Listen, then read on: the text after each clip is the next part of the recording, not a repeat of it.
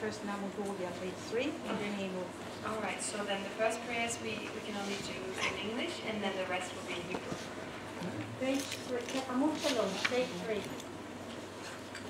Namo Gurgi,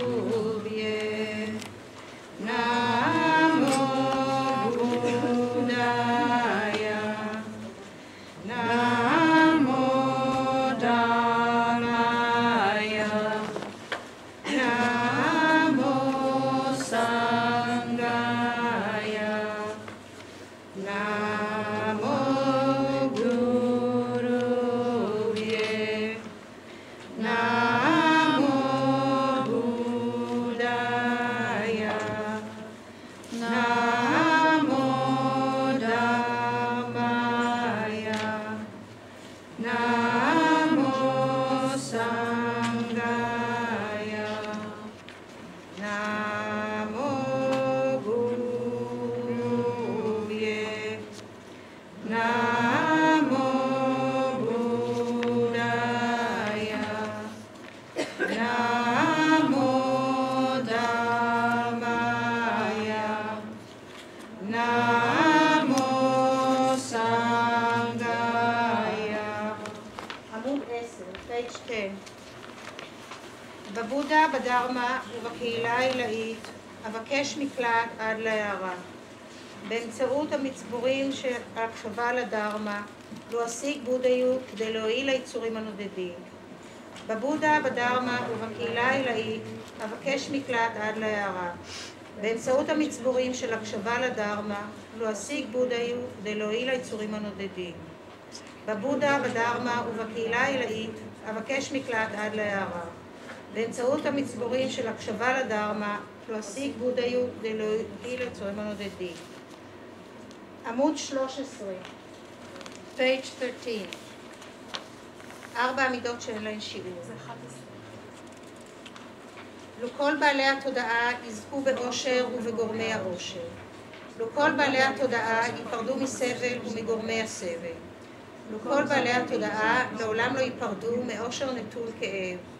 לו כל בעלי התודעה יפתחו את מידת ההשתוות ללא משוא פנים של היקשרות ושל סלידה.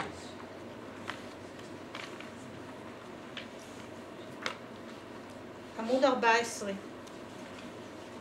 תפילת 7 החלקים. עמוד של 12. אשתחווה ברחשי כבוד באמצעות 3 השערים, אגיש כליל ענני מנחות הערוכות באופן ממשי ופרי הדמיון.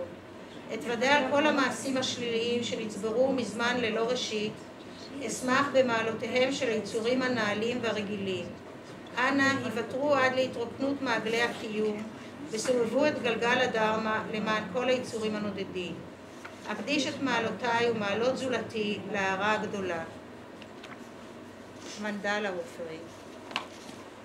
אדמה זו המשוחה בקטורת ועטורה בפרחים, העדויה בהר מרו, בארבע היבשות, בשמש ובירח.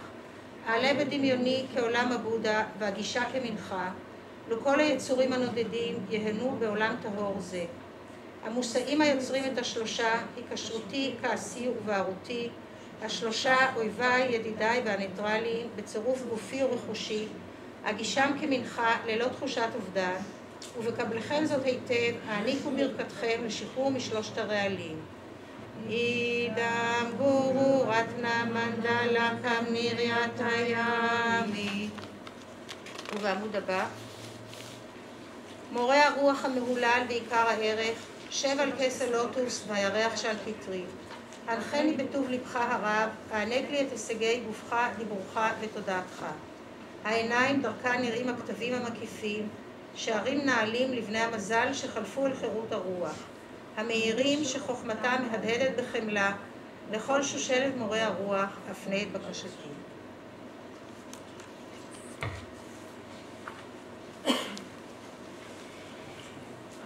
Before we start, can I have a head count of those who are totally new, who've never taken any teachings? Could you raise your hand?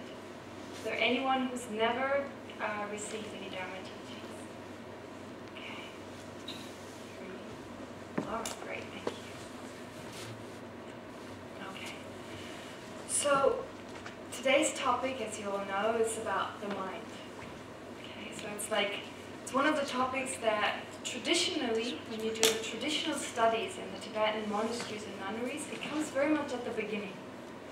But then it goes through all the way through, I don't know, 16, 20 years, however long people do their official or their formal studies. It's a topic that goes through, I mean, it's been dealt with the whole time through in some way or another.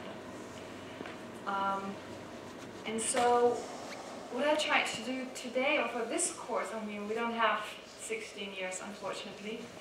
We only have those 2.5 days. But trying to give you some impression of what the mind is about from a Buddhist point of view. Okay? So it's not really, I mean, it's traditional. The way I'm trying to present it is in a way traditional because that's all I've been trained in. But at the same time, I want to make it accessible to a Western audience. And what my main endeavor is to make sure it's practical.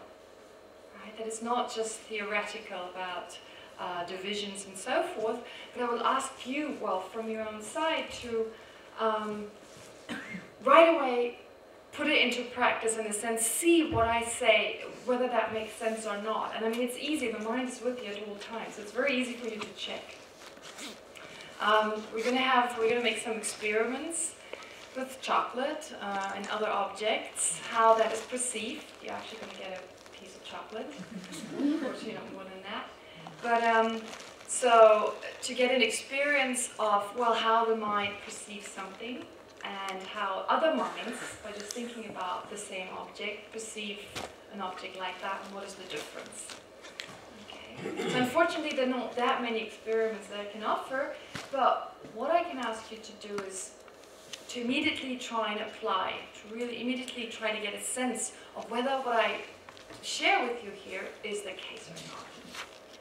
So it's really just the basics about the mind. What we're going to talk about is just the basics about the mind, because everything is based on that. Everything in Buddhism is based on the idea of there is something called the mind. And I describe it, I give you a definition and divisions and so forth. So I'm aware it's difficult to have a sense of what the mind is, especially in the West, where there's such strong emphasis on the brain. That a lot of people are having the idea that, well, mind and brain are the same thing. Right? So mind, or consciousness, or awareness, these are the same as the physical brain. Well, from a Buddhist point of view, they're not exactly the same. They're very much related, very much dependent on each other. But they're not the same. Okay. So this I would like to present you and see whether there's something that you could do with that. I mean, some understanding arises, and everything else that is explained from a Buddhist point of view, all the rest of Buddhist philosophy also makes sense then. I've prepared something. It's based on what I studied, but again, I hope it's more accessible than the Tibetan texts, which are a lot more terse, and they require, as I said, many years of study, really. Unfortunately, I got carried away. I was going to write a page for every class, and I ended up with 28 pages. And I still feel, I read it and I go, no, this should be explained, this should be explained. I could go on. I don't know, maybe some of you are familiar with Gila. She's agreed to translate this into Hebrew, so I think very soon this will be available in Hebrew too, so you can read it. It'll be available online, so you could, download it, get Hebrew and English both. So maybe this helps a little. But unfortunately, I won't be able to use it in class, because otherwise I'll just be reading it. The whole lectures will go, yeah. When you make it an input, please, a little bit bigger letter. I know, the letters are too small. That was my fault. I sent a very small font, not being aware that it's really tiny. Yeah, so unfortunately you have to really strain your eyes. At least you don't fall asleep while you read it. Because you need to strain your eyes. But yeah, it's become really small. So in the future this won't happen. Anyway, if you can, try and read in advance, but I will also, of course, go through all this. Step by step. I will not read through it, but go through it. And then hopefully this material will be helpful. Okay. And also one more thing, usually when in Tibetan Buddhism the mind is presented, it is presented from the point of view of a lower philosophical tenet. So some of you may be familiar with the idea of different philosophical views. And they're supposed to be stepping stones. So the lower views, they're stepping stones for the highest view. But I've taken it from the high school point of view because we don't have that much time. So I might as well just give it to you from the Prasangika. It's called the Prasangika or consequentialist philosophical tenet. Okay. So anyway, as we go along, you may notice there's some differences. For those of you who've studied this before, you'll see maybe there's some differences. Also, please keep your questions towards the end. Please don't ask in between because it just disrupts the class. And it's much easier to keep a question. And sometimes you'll find that a question that you'd like to ask is answered a few minutes later. So then you don't need to answer anyway. Unless there's a clarification, unless you don't understand if I said something. So I'm happy to clarify anything. But let's keep some questions to the end. And also, for those of you especially who are new, I may say, well, with this question, take it to the discussion group or take it to one of the older students. Of course, Venerable Рита here, and then many of you are older students who could answer it. So we can spend more time with other questions too. Okay. So let's see how that goes. But anyway, I would like to have the question more towards the end. All right. So, as I started, well, in this description here, so Buddhism is described as, well, many people describe it as the science of the mind. It's kind of like a scientific system, if you like, and it basically all deals with the mind. From beginning to end, it's just about the mind. There's a little about the body, but the body is considered less significant. Okay? It's really the mind, the emphasis on that. And the emphasis on the mind because no matter what happens, whatever positive things happen to us, whatever wonderful things happen to us, well, unless the mind translates into happiness, we don't experience happiness. Likewise, whatever horrible things happen to us, whatever problems we experience, well, unless we interpret it or the mind translates into unhappiness and suffering, we don't experience it. So the mind is really our looking glass into the world. I mean, without the mind, whatever happens around us, we would never be aware of it. Okay. So, what are we as a person? Who are we? I mean, that's like one big question which we can't answer in this course here. But basically, if we look at the main ingredients that make us a person, well, it's body and mind. Right? Okay. And the mind is said to be anything non-physical. Anything non-physical, which is the experiencing entity. Like right now, as you're sitting here, yeah, you can see me, you can hear me. So what does that actually mean? It's not like your body is going out and touching my mouth or, you know, in any way that you physically make contact. But nevertheless, you are able, and whatever the circumstances are, we discuss those, you're able to hear what I say, you're able to see me, you're able to sense the smell in this room, you sense the clothes on your body if you pay attention and so forth. Right? So this is an experiencing entity, that is the mind. It's this entity of awareness that is always aware. There's always a mind, we always have consciousness. But the funny thing is, we know a lot about the external world, we know so much about the things around us, we know a lot about subtle atoms, we know about sounds and smells and so forth, because that's what we're preoccupied with all day long. We crave those, we try to stay away from others, so we're very much familiar with the physical world around us, but we never look inside. I mean, hardly ever. It's very difficult to actually train ourselves to look inwards and understand the mind. Actually quite risky, considering that all our happiness comes from our mind and our suffering comes too. It's a bit of a risk there. Ignore the most important thing, and the most important object that is always with us. Because from a Buddhist point of view, well, this may come as a shock for some, but, well, no, I guess you here in the first place, so you know about the idea of past and future lives. So from a Buddhist point of view, well, this is not the only life we've had, and this is not the only life we're going to have. And I know for Westerners this is a difficult idea, but my approach is usually there's a 50% chance there is past and future lives. 50%. Honestly, I mean, you cannot prove the non-existence of past and future lives, and I definitely can't prove to you that there is past and future lives. So we're pretty equal. For those of you who have a problem with past and future lives, I guess we're pretty equal. So there's a 50% chance that there is and there isn't. But if there is a 50% chance, well, I better be careful. Because there's a 50% chance that my mind continues after this life. And there's a 50% chance that whatever actions I accumulate, they do have a consequence in the future. So better be careful. But anyway, so taking that into consideration, let's focus on those 50%. Our body is quite new. Body is a new thing. It's nothing. It's something we haven't had for a long time, really. And the mind, from a Buddhist perspective, we've had for such a long time. And it's the one thing we always have with us. So even though, let's take into consideration the 50% chance of having had a previous life, well, this body is pretty new, and we've had this mind before, and before that, and before that, and so on. But throughout all these lifetimes, we actually were not used to looking inwards and understanding the mind. Okay, so from a Buddhist perspective, well, that's where the problem lies. Because really our problems, our difficulties, the ones we want to avoid, and that's the only reason the Buddha actually taught in the first place, 2,600 years ago, a prince called Shakyamuni, or Gautama, he started teaching about his realization, his understanding, having reached what's called enlightenment, having gained an understanding of how phenomena really exist, how everything came into existence and so forth.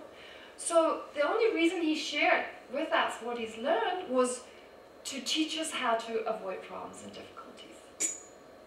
So there's no other reason. It's not to make people Buddhist, to turn people into Buddhists. That was not his intention. Definitely not initially. So the point is basically that him teaching about the mind was to avoid problems. So if we get an understanding of that if we want to avoid problems and difficulties, well, we first need to understand where it comes from. So if that's the source, if the source of our problems can be taken back to the mind, well, that's what we need to understand. And therefore, Buddhism is called a science of mind because in a very scientific way, it presents how the mind works. Okay? And we start off with very simple minds. We're not going to go into those details because the mind is so complicated. I mean, we think the body is complicated, the brain, the nerves, the whatever bones, the amount of bones and how it all works. The mind is so much more complicated, so much more. So all I can give you is some coarse kind of view on what consciousness, awareness, mind, what it is. I can just give you some coarse kind of introduction. And then you need to take the next step and fill in the details. It's almost like what I'm trying to get you to do is try to drive on the simulator. And then you need to drive yourself. So like driving with a simulator, it just gives you, or like a surgeon, right? Like a surgeon learning how to do surgery. First they just have these models and they get some kind of, but it's never the real thing. So when we study this in the Tibetan monasteries and nunneries, people sometimes have a sense, oh, there's so much study, there's so much academics going on. But I think it's a misunderstanding. This is not academic study, really, in the sense that it's just intellectual. I mean, of course, you can make it very intellectual, but then that's the problem of the individual person.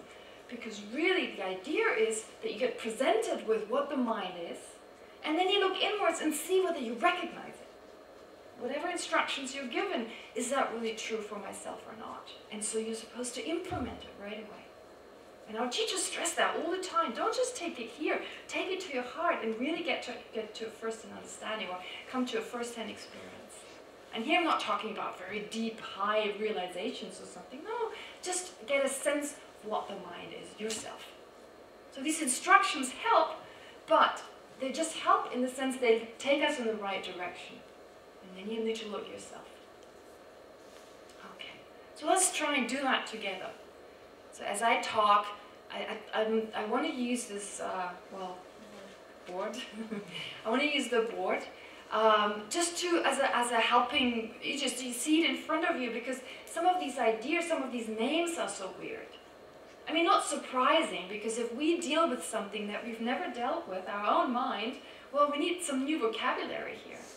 These are new ideas. For some of us, I think they're quite new. So there's vocabulary that was translated from the Tibetan, and that we use here, try to the best of our ability to utilize here to get to a better understanding. So we have a double, a double challenge to understand the meaning plus the words. Okay. But anyway, if you read the introduction, you get some sense that what I just said, well, what I said in a few words just before this, the idea that the mind is something non-physical and always present. Mind is always there. Even when you faint. When you faint, we say you're unconscious. You're actually not unconscious. You're actually conscious. But conscious with the subtler type of mind, and that's why we cannot recollect, because the kind of mind we use right now is a coarser type of mind. But we talk about this. Subtler minds and coarser minds. Okay? So even when we're asleep, even when we're fainting, even when we're dying, at the time of death, we're aware. From a Buddhist point of view, I mean, death is not what we usually associate death with. We're aware the whole time, there's consciousness the whole time, and that consciousness just moves on. Not a big deal. It's like when we fall asleep, consciousness becomes subtler, but it continues on until we wake up. So death is a bit like falling asleep and waking up again, just, well, body's changed. Right? Okay, so there's always consciousness, always. And consciousness has always a content. There's always an object. So we talk about the mind, consciousness, awareness, as that which is, well, aware, conscious. So the words consciousness, awareness, mind, they're used interchangeably. In Tibetan it's lo, ripa, shepa. I mean, it's just words. Don't mean so much to you, right? Well, at least not if you haven't learned Tibetan, but the words consciousness, mind, awareness, at least consciousness, awareness, they tell us something about this entity that knows or is conscious and is aware. And it always has an object. It always has something it is aware of. And if you think, well, there's times when I don't think of anything, well, what's the object? It's nothingness. Okay? So just have a blank wall. All right, well then you have an object that's a blank wall. Or nothingness, but it's still an object. So the mind always has an object. Okay, but it doesn't just have one object. It has at least two. It has at least two. It has an object that's called an object of appearance, or an appearing object, and an object of engagement. Very funny words. Appearing object. What does it mean, an appearing object? Well, the word kind of tells you to a degree. Something appears to you. So right now, what's happening in this room? So you look at me, you see my face, you hear my voice, and those appear to you. Your mind is like a mirror. Right? So your eye consciousness sees my body. Your ear consciousness, and I explain each of these consciousnesses, hears my voice. It's like a mirror of that. And of course, we know from the scientific kind of explanation that there's first, of course, the eye organ. No one denies that. There's the eye organ, then whatever is in front of us, the colors and shapes, they're reflected on the retina, and then the optical nerve passes on the information to the brain. Buddhists don't have a problem with that. But then there is awareness, there's a mind, there's an entity of experience that arises. That's the mind. So that it happens very fast. There's first whatever the icon, the eye organ, the nerve and so forth. It takes nanoseconds, it takes split seconds for the information to be passed on and for an eye consciousness to arise. So this is what is with you right now. If you see me, well, you'll do. So you have an eye consciousness perceiving me. There's something appearing. You don't need to come up and kind of get my head into your, get my body into your head. I mean, it's like I'm reflected. I'm appearing to your eye consciousness. Does that make sense? Your eye consciousness is like a mirror. Do you all have that experience right now when you see me? Yeah, I don't need to come any closer. You have an appearance of me. Well, therefore, my body, my bodily shape, my physical shape, is your appearing object. It appears to your eye consciousness. So here we go. First object, appearing object. Okay, it appears. But what else is there?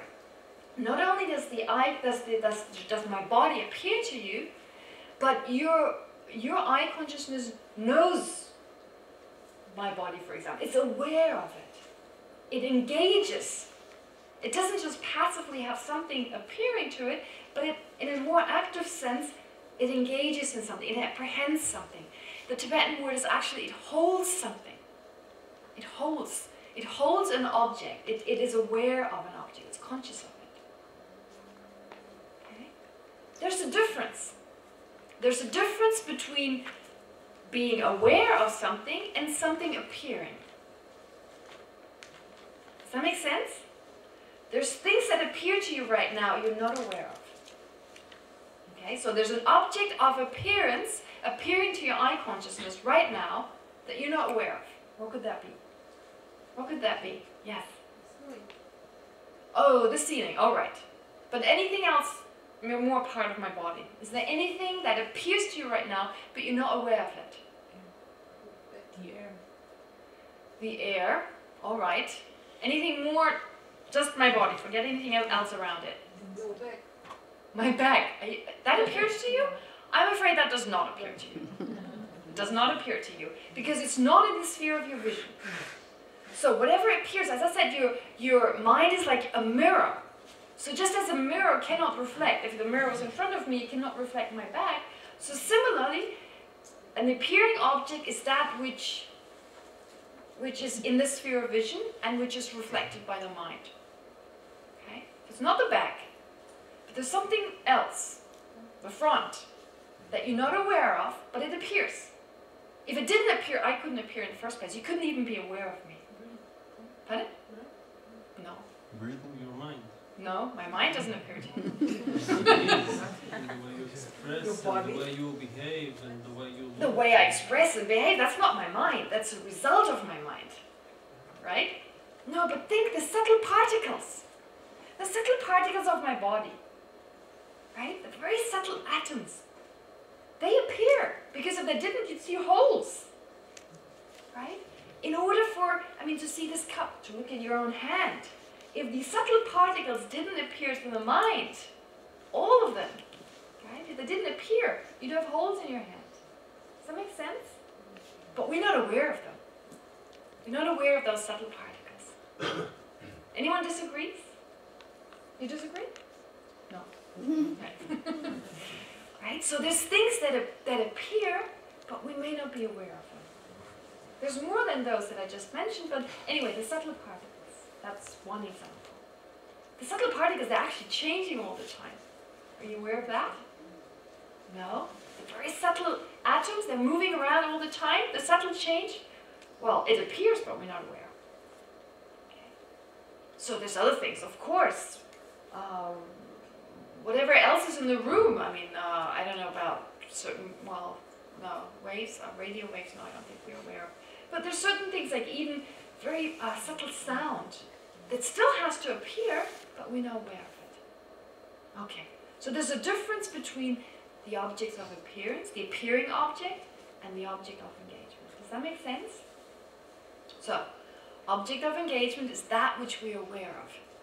And the object of appearance is that which just appears, we're not necessarily, appearing object means that which appears. So my body right now, it appears. So it's the appearing object of your eye consciousness. And because you're also aware of it, it's also the object of engagement. But, as we've heard, there is an appearing object which is not an object of engagement. So the two. Appearing object is that which just appears. Is that which appears. I shouldn't even say that which does, but that which appears. An object of engagement is that which the mind is aware of. Therefore, there is an object, an appearing object, which is not an object of engagement, which are the subtle particles of my body, for example. But there's also said to be things that we are aware of that are not the appearing object of an eye consciousness. So here it becomes more complicated. But as I said right from the beginning, the mind is not simple. The objects that the mind takes to mind, well, it's much more complicated than just body. There's more to it. So there is something we're aware of, but it doesn't appear to an eye consciousness because it doesn't have, it's not color or shape. Okay. But still we know. We know. So let's take this cup. The cup is the appearing object, all right. The appearing object of the mind. The cup is also the object of engagement. Why is the cup the appearing object? Because it appears. Why is the cup the object of engagement? We apprehend it, we're aware of it, we cognize it. But there is an object, something we cognize, but it doesn't appear to the eye consciousness, because it's not this dynamic phenomenon that has shape and color. But we still know it. What could that be? Change. Change. But we're not aware of that. It's use. It's use. Who said that? Okay, it's use. Okay, that's interesting. Yes. It's use, the usage, the purpose. Like, okay. But it's actually more abstract than that. So the scriptures, the Buddhist scriptures that describe the mind, they say we're aware, and this is really weird, of not cup. The opposite of not cup. It's actually an abstract. The opposite of not cup. It's a permanent, something, it doesn't change moment by moment. It's not like a, it's like just the absence of not cup. But we know that. Our eye consciousness don't know that, because if you know cup, you know not cup. You know the opposite of not cup. Does that make sense? Right? If someone asks you, is that not a cup or not cup? I mean, it sounds weird, and in Tibetan it sounds much more, it makes much more sense, actually. Especially when you're used to it. But yes, so therefore, we know there is a cup. Our eye consciousness knows there's a cup, and therefore it knows the absence of not cup. Okay? So there's things that are not, they don't have shape and color, they don't appear. They're more abstract, and still the eye consciousness knows them. Now this is something a little new maybe, if you have already an acceptance of mind, that there is something called mind, consciousness, awareness. We definitely have a sense that the eye consciousness doesn't know that much. It's kind of a passive transmitter. But from a Buddhist perspective, it isn't. Now, very hard to prove unless we ourselves become so aware of our consciousness, we can actually come to a first-hand experience. So unfortunately, for the time being, I can only ask you, well, go back to your rooms, spend time on this, and see, try to see the difference between an eye consciousness and what is called a mental consciousness. Okay? But anyway, I'm not expecting you right away to understand this, but what we've just done right now, what we just did, you've understood an incredibly important part of the mind. That there's always something appearing, and there's always something one is aware of. And the awareness may be very, not very, I mean, it may be so weak that a minute later we don't even remember. Okay. So many things we perceive, and we'll talk about this more, all the different minds that arise all the time, and then tomorrow I ask you, well, what about that eye consciousness at 8:15 yesterday? What did you hear? What did you feel? What did you taste? And we don't remember. But the mind was there. The mind was there. The mind that perceived, you know, tastes. I mean, right now there's a taste in your mouth. Your tongue consciousness perceives something. Right? There's ear consciousness. There's sounds you perceive. But our attention may not be strong enough, and so therefore later on we can't recollect it. Okay. Anyway, so this experiment, this part of the experiment, something appears. We can all, from our own experience, we know that. Moreover, we're aware of something. Especially when I ask you to be aware, you're very aware. Right? Okay. So, therefore, the definition of consciousness comes back to those two objects. The definition of consciousness. What's the definition of consciousness? I need to learn myself. That which is luminous and knowing. That which is luminous and knowing. So as I said, mind, awareness, and consciousness. They're just different words for the same thing. Tibetans love using different words. Right?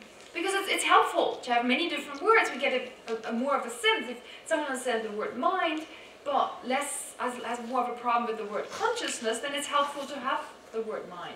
And then maybe awareness on top of that. So you get a fuller sense of what something refers to. So there's a lot of times different terminology trying to describe the same thing. So here, mind, consciousness, awareness, those three. And then consciousness or awareness, the definition is given as knower. Not very helpful. I never found that definition that helpful. But the definition that is most helpful is the definition that is given for consciousness. And since they're the same thing, it doesn't matter that only consciousness gets a very what we call a comprehensive kind of definition. So consciousness is defined as that which is luminous and knowing. Luminous just means that the mind has the ability for things to appear. It's luminous. It's like a mirror. It's clear. I know it's a funny word, clear. What do you mean with clear? Like clear water?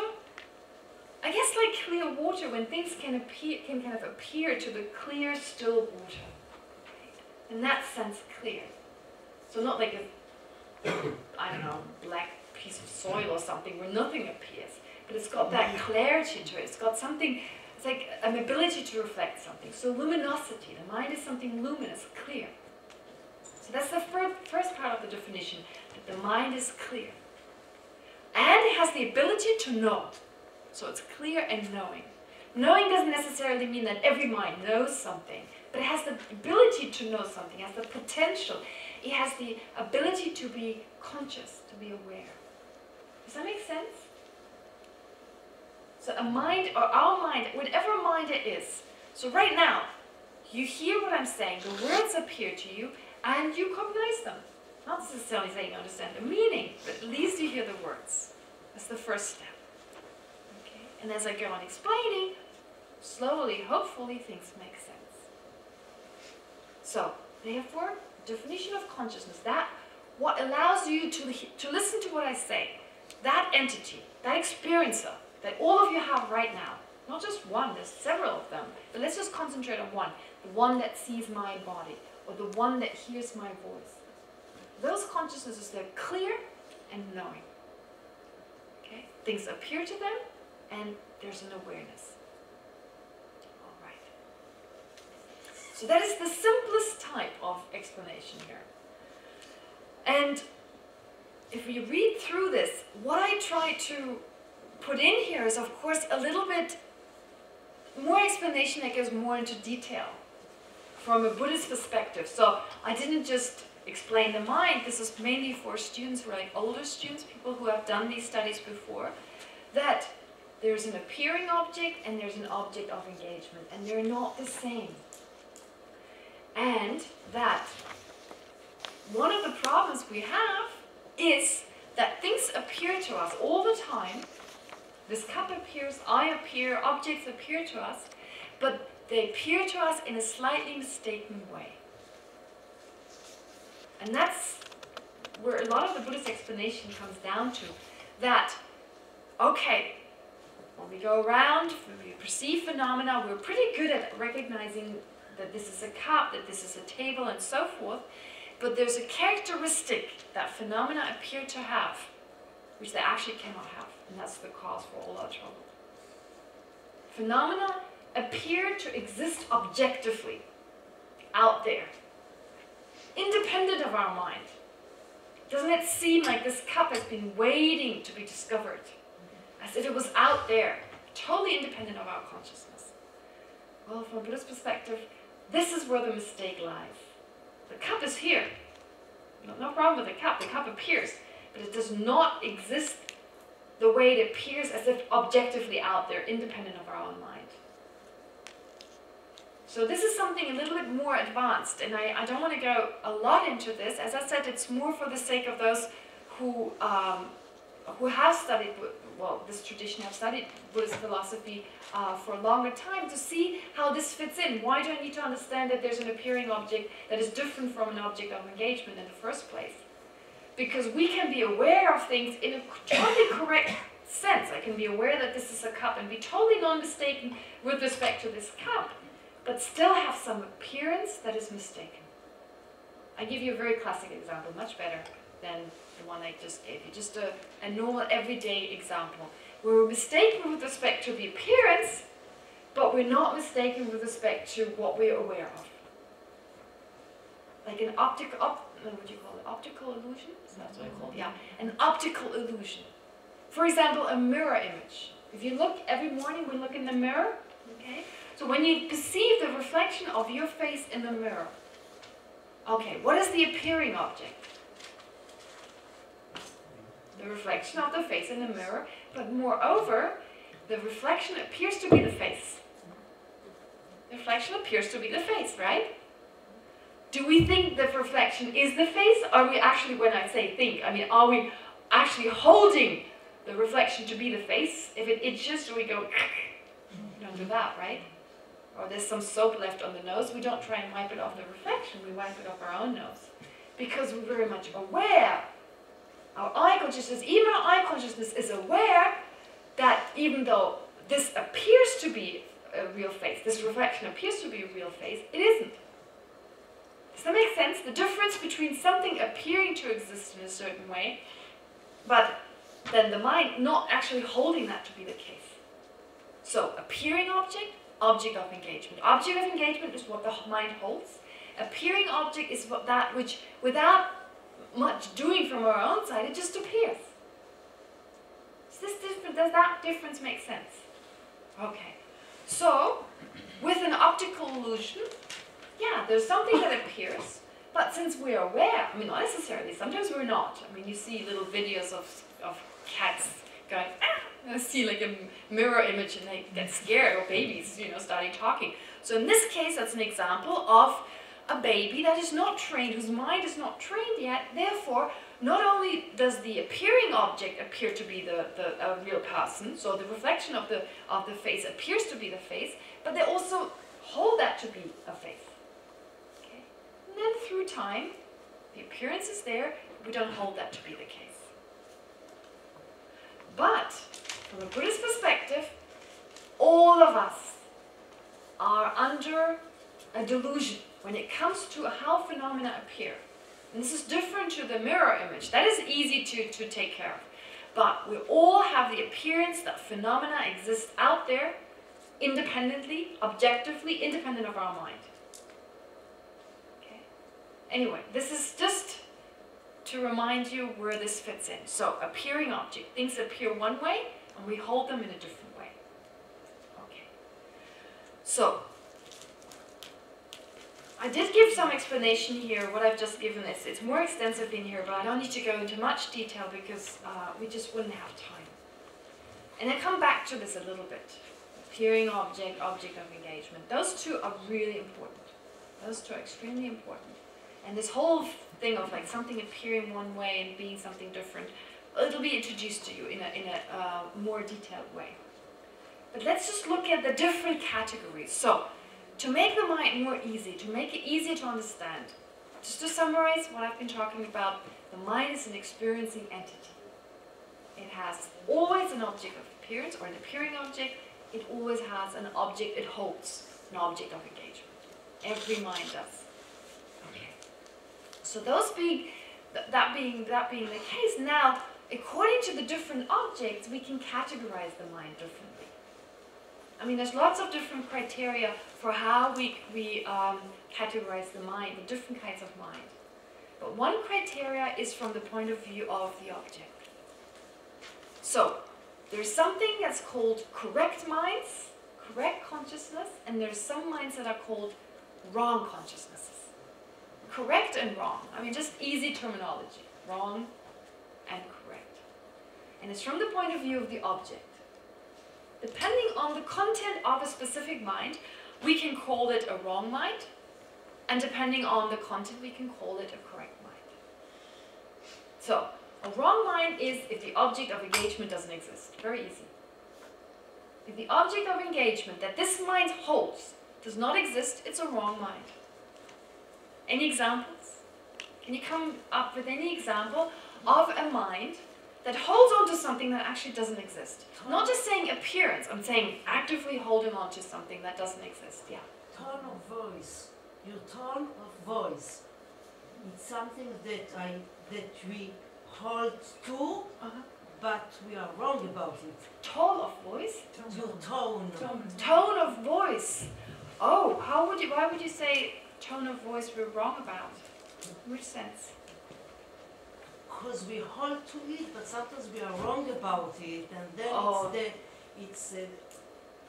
I mean, if I give you an example, if I say, well, James' voice is Peter's voice. If I perceive James' voice to be Peter's voice, I mean, James and Peter are different people, so therefore James' voice is not Peter's voice. So that would be an example, if you want to take the example of the voice, where, or let me just take, well, it's easier, usually we take eye consciousnesses, because of the different sense consciousnesses, the eye consciousness is the most dominant one. So if I perceive that to be, I don't know, what do I perceive this to be? A table. I mean, I don't know which people actually made that mistake, but let me give you the classic example. Yes? When we see a rope and we think it's a snake. Oh yeah, okay, that's a very classic example, better than anyone else going to tell you. Yeah. So, when you see a speckled, coiled rope, right, looks very similar. I mean, depending on the light, depending on the distance, but let's say there's like a coiled speckled rope or a toy snake, if you like. If you perceive that to be a real snake, okay? So that's what our mind holds. Okay? It's not just the appearance, it does appear that way, but on top of that, the mind holds that to be a real snake. Well, this is where the object doesn't exist, because the speckled rope being a snake doesn't exist. Does that make sense? The very classic example is the horns of a rabbit. Horns of a rabbit. How does the mistake come about? What do you think? How do we perceive horns of a rabbit? Ears. Yeah, the ears. The ears, they kind of look like horns from afar. I mean, this is a very Tibetan example, so please think of Tibet, you know, vast plains, rabbits every now and then. And then, I don't know, whatever was the mistake, there's like a, you know, they kind of flip over like that and you think there's horns. So that's where the example comes from. I don't know, there's probably better examples nowadays. So, what other examples are there? I mean, like,